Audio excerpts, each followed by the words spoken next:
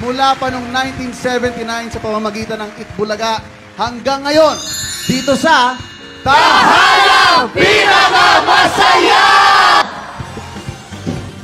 Tahanang Pinakamasaya!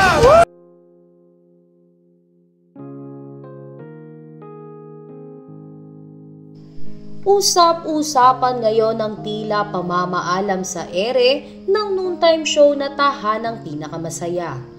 Ito nga ay matapos ang kakaibang ending ng naturang show kanina March 2, 2024. Kakaiba at malungkot na ending ang ginawa ng mga host ng Tahanang Pinakamasaya.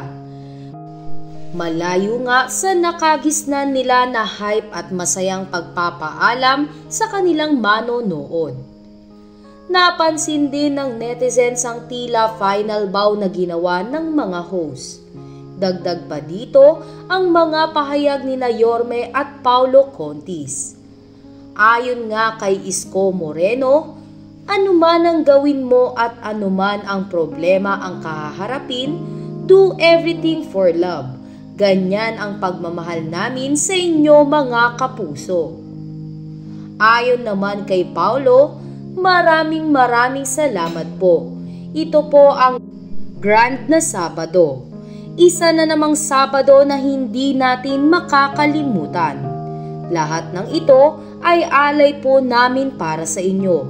Mula po sa pamilya ng Tape Incorporated, naghahatid po ng tulong at saya mula 1979. Lingid nga sa kaalaman ng lahat na una nang nawala ang mga social media accounts ng Tape Incorporated. Dito pa nga lamang ay nagduda na ang mga netizens dahil para bang hudyat na ito ng kanilang pagkawala sa ere. Gayunpaman, wala pang opisyal na pahayag ang Tape Incorporated hinggil sa balitang pamamaalam nila sa ere. Maging ang mga host ng Tahanang Pinakamasaya ay hindi pa nagbibigay ng kahit anong pahayag hinggil sa balitang ito.